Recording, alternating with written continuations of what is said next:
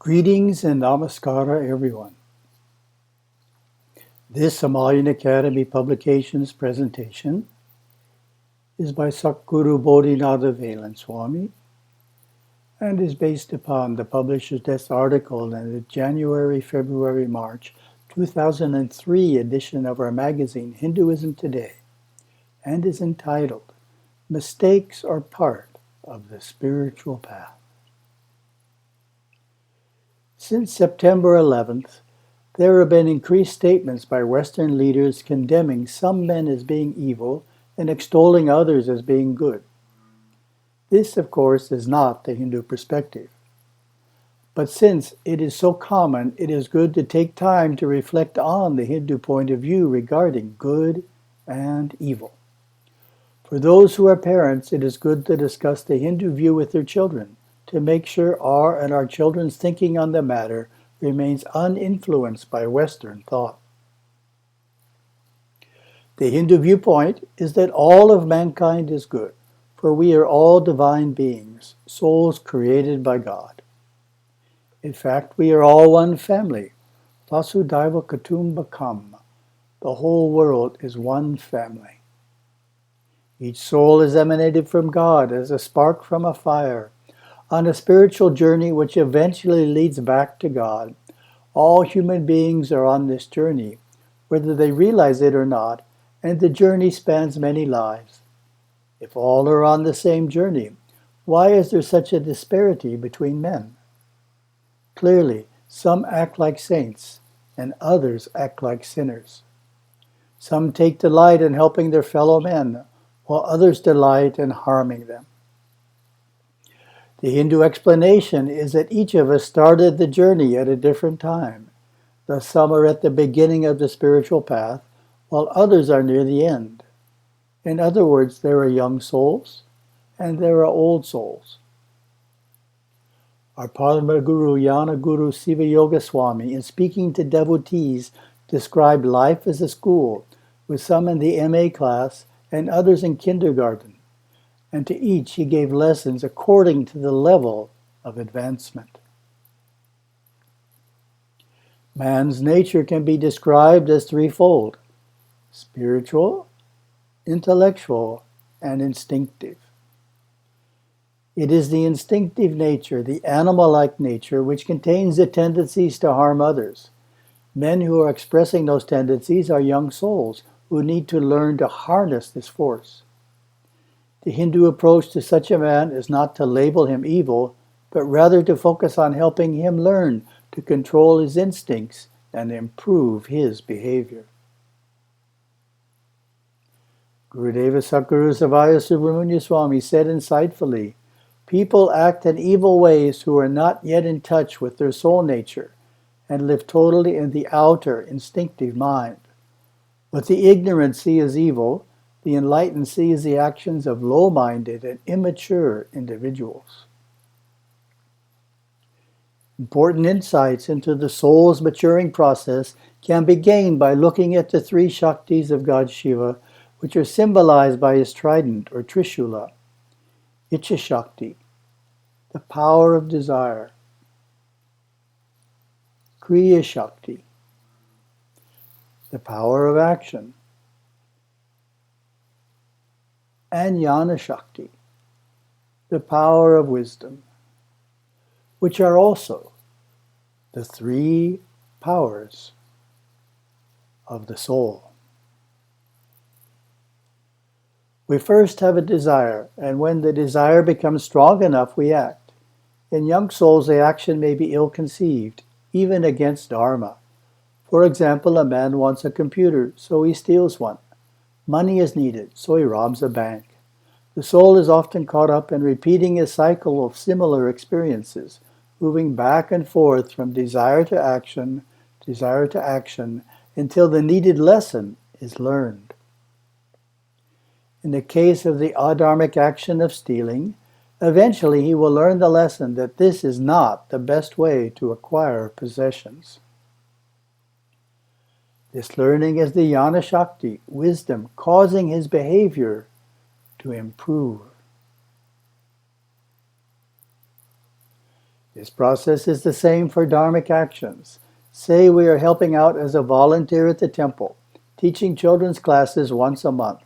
We like the feeling of helping others in a meaningful way, and so decide to help out every week and even participate in regular meetings to plan the classes.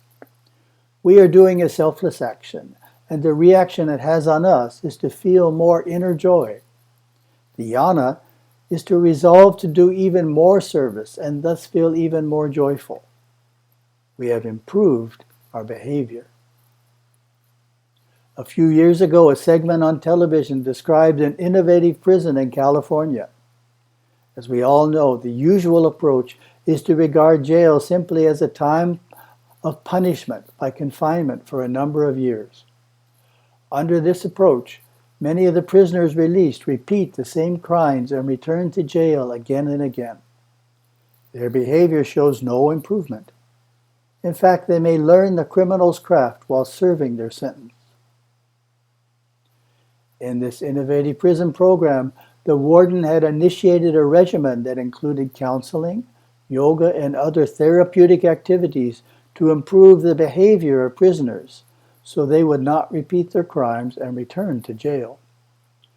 The program is showing an excellent success rate. For all of mankind, no matter where one is on the path, spiritual advancement comes from improving one's behavior. Said another way, it comes from learning from our mistakes. Unfortunately, this process is often inhibited by the idea that somehow we are not supposed to make mistakes, that mistakes are bad. Far too many children grow up being scolded for their mistakes by parents. Teachers ridicule students when they make mistakes. Supervisors yell at workers when they make a mistake. No wonder many adults feel terrible when they make a mistake. To spiritually benefit from our mistakes, we need a new attitude toward them. Gurudeva gives us a new and encouraging way of looking at our errors. He described mistakes as wonderful opportunities to learn. He compared learning from life's experiences to progressing through the classes at a university. He proclaimed, "Life is a series of experiences, one after another. Each experience can be looked at as a classroom in the big university of life if we only approach it that way." Who is going to these classrooms? Who is the member of this university of life? It's not your instinctive mind. It's not your intellectual mind. It's the body of your soul, your superconscious self, that wonderful body of light. It's maturing under the stress and strain. Parents and caretakers can teach children that making mistakes is not bad. Everyone makes mistakes. It is natural and simply shows we do not understand something about the matter at hand, or we have been inattentive. Perhaps our worst mistake is to not take the opportunity to learn from our last mistake. It is important for parents to determine what understanding the child lacks and teach it to him without blame or shame.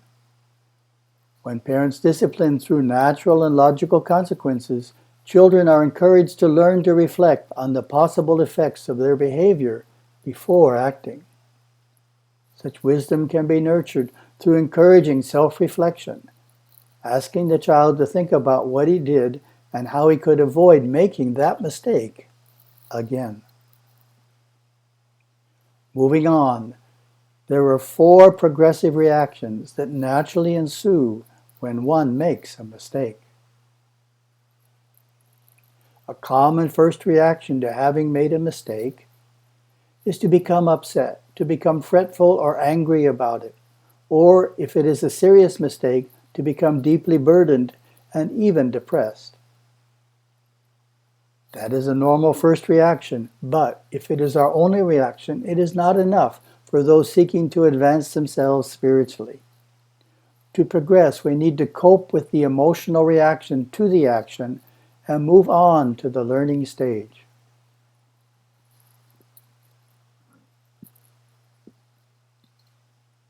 Thus, a good second reaction to a mistake is to think clearly about what happened, why it occurred, and find a way to not repeat the mistake in the future. Perhaps we were not being careful enough, and simply resolving to be more circumspect next time will prevent the problem from recurring. Perhaps we lack some important knowledge, and now we have that knowledge. We can simply resolve to use it next time. Perhaps we created unintended consequences that caused significant problems to ourselves or others. Now that we are aware of the consequences, we certainly won't repeat the action. A few years ago, a group of teenagers in Australia started a small forest fire in which several innocent people were seriously burned. They were caught, and as part of their discipline, the judge directed them to visit the victims in the hospital to see the consequences of their actions. This impressed them so deeply that they were overcome with regret and pledged to never vandalize again. Those who are striving to live a spiritual life are self-reflective and learn quickly from their blunders. In fact, one way to tell a young soul from an old soul is to observe how quickly he cognizes his error and learns not to repeat the same mistake. A third remedy may be needed if our misstep involved other people. Perhaps we have hurt someone's feelings or created a strain between us. A direct apology can fix this if we know the other person well. If we are not close enough to the individual to be able to apologize, a generous act can often adjust the flow of feelings back into a harmonious condition. For example, hold a small dinner party and include him among the invited guests. A fourth remedy may be needed in cases of major misdeeds. For example, if we did something that was dishonest, even if we resolve to not repeat the misdeed and apologize to those involved, we may still feel guilty about the transgression. By performing some form of penance, prayaschitta, we can rid ourselves of the burden of feeling bad about what we have done. How do you know you need to do penance? Because you have done the first 3 steps and you still feel burdened. Typical forms of penance are fasting, performing 108 prostrations before the deity, or doing walking prostrations up a sacred path or around a temple. These, of course, are too severe for younger children, but they can do simpler penances, such as skipping dessert one meal or renouncing a favorite TV program one night.